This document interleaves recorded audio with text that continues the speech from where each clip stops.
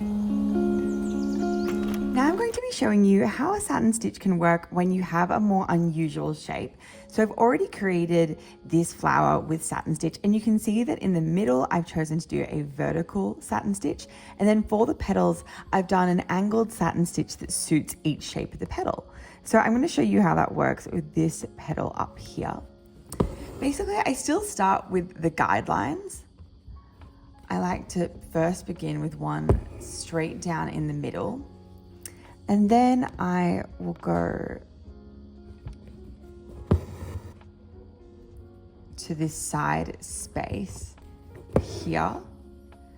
But what I'm trying to create with my guidelines is, instead of absolutely perfect vertical lines, I'm creating angled lines that are in line with the shape of my petal. They still don't have to be completely perfect, but the idea is these angled lines then help you to fill in between. So I'll start filling in the space between my vertical lines, all with the intention of working in line with the petal direction.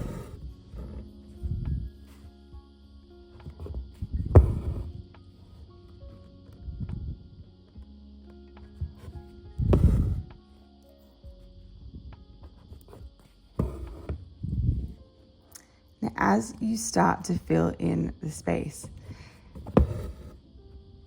you can also create half stitches if they are needed to fill in a section. So for example, I'm going to show you how to do a half stitch here, where I bring my thread out, but say perhaps I don't want to pull it all the way across. You can take your needle and push it down into that space, and then push your needle in partially towards the end, so not going all the way through, and slide it across.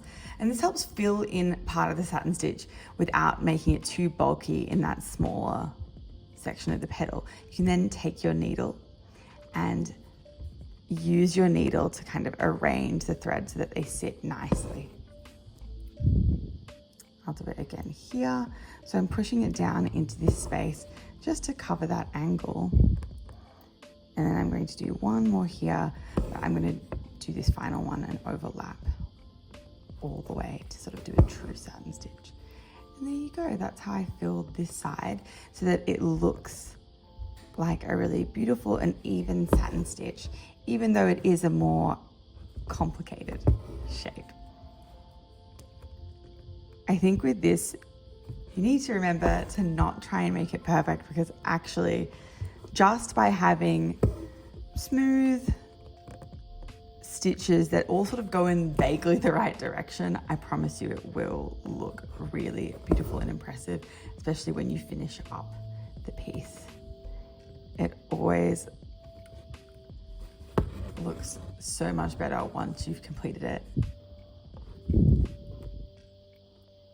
than when you're midway through the process and you're thinking, oh my gosh, am I filling this out right?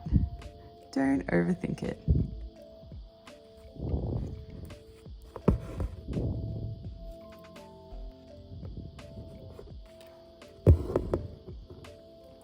As you get to these end spaces, I find it's usually better to do a couple of long stitches at the end that are slightly shorter than the point to finish up. And there you go. There is one of my dark pink petals.